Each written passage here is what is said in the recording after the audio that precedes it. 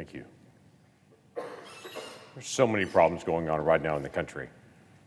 As I interact with people in Oklahoma, they're frustrated with where things are going with the economy. With the rising inflation, literally inflation we have not seen for 40 years. People that are 40 years old and younger have never experienced an economy like we're experiencing right now.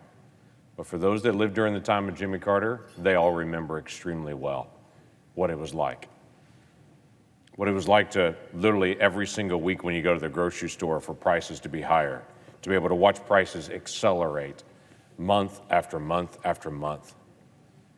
The policies that have been put in place this year by the Biden administration and folks in this body have led directly to rampant inflation across our nation and are causing a major problem. The debt ceiling was just voted on just days ago here in this body. It was $2.5 trillion. That $2.5 trillion is set aside for the next 13 months or so. There's an enormous gathering of debt. We continue to be able to see the inflation continue to rise. And in the middle of it is a conversation about this bill that's called Build Back Better. Now, we haven't seen all the bill yet. It's 2,000 plus pages, but the pages change every week, and they have for weeks and weeks. We still have large sections of the bill that's being dropped out that just says we'll add in more information here later. But the sections that we do have and that have been scored, there are major problems here. This is not just a Republican-Democrat conversation. This is the direction of the country conversation. Is this really what we want to do in the direction that we want to go?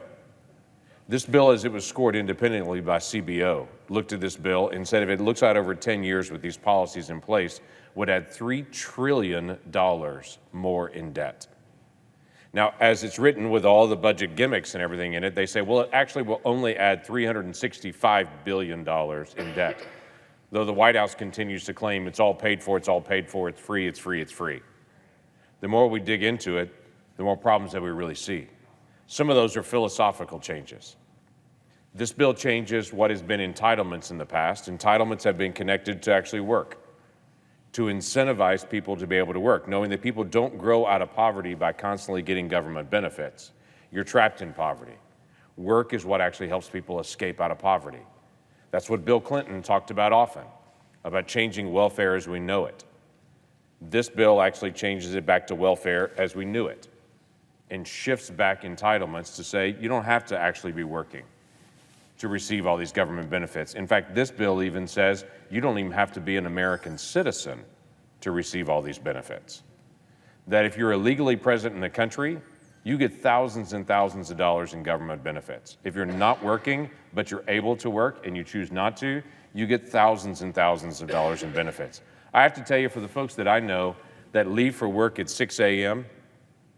and head to work, they're a little frustrated that their tax dollars are going to people still in bed that are not engaging. But that's what this bill does, is it changes us from a situation where we incentivize work to we incentivize not working.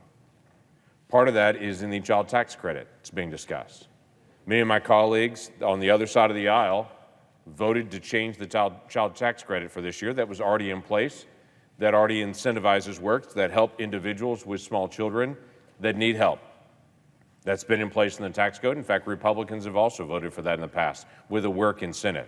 That was changed in March of this year in a straight partisan vote, and it was done for a temporary basis because of COVID, to actually allocate dollars to families, regardless if they're working or not, during the time of COVID. Now the conversation is that needs to be extended, not just through COVID, but to just keep extending it, to take away the work requirements, to take away the requirement to be a citizen of the United States to receive these dollars, and to actually make it where you're getting a monthly check rather than just a tax incentive at the end of the year based on if you were working or not. And the working requirement's not high. It's literally if you worked and earned $2,500 in a year, you qualify for the tax credit. But they take away even that requirement for your family. The childcare piece has been interesting because I've heard a lot of my Democratic colleagues talking about, well, we're going to give free childcare to folks. The problem is a multitude of issues with this. One is, if you're a faith-based entity for childcare, you're excluded from this, which about half of the childcare facilities around the country are provided by churches and faith-based nonprofits, rural and urban areas. They're all cut out. The other challenge is, while they talk about free childcare, free childcare, free childcare, a very liberal think tank just did the math on this, what it would mean for middle-class families that actually do childcare at that same facility. Middle-class families that are paying right now for childcare would, after this bill is put in place, they estimate that it would cost $13,000 more a year for childcare if you're not getting the subsidies. So if you're getting the subsidies, it's free. If you're $1 past the subsidies, you're going to pay $13,000 more a year for your childcare. I hope you're tracking the cost of natural gas and as it is raised, because it's about to go up again. If this bill back, what I call the Build Back Broke bill, passes, the cost of natural gas and the cost of heating across America will go up because there's a new fee on methane. I could go on and on and on with the issues that are in this bill, that are content, that are philosophical issues, that are issues that affect people that live in my state and will raise the cost for them. Some people ask me, who are the folks that actually like this bill? Well, there's quite a few folks that like this bill. The folks that are in wealthy Democrat-run states, they love this bill because the wealthiest individuals in the highest tax states, and those are the blue states, the wealthiest individuals in the highest tax states, they get a huge tax break in this bill. For the wealthiest individuals, they get an $80,000 a year cut in their taxes, what they call state and local taxes. So if you're in New York or New Jersey or Illinois or in California and you're in the top 1%, you get an $80,000 cut in your taxes. They like this bill. Somebody else that likes this bill are the wealthy that actually buy electric vehicles. Incredibly expensive, beautiful vehicles, many of them, but they get $12,500 off of their vehicle based on this bill. The environmental activists love this bill because billions of dollars actually go directly to these environmental activist groups, many of them that were very active in the Biden campaign. They get additional billions of dollars coming to them. In fact, there's billions of dollars to create a new civilian climate corps, a group of young people that'll travel around the country actually promoting environmentalism paid for with federal tax dollars. They like this bill. Unions like this bill because currently, if you donate to a nonprofit, you're able to take some of that off of your taxes. But under this bill, that goes away and it's replaced with if you pay union dues, you get to write that off your taxes. So unions definitely like this bill. And the folks that really, really like this bill, reporters and journalists. Reporters and journalists love this bill. So some of them are not talking about the content of this bill.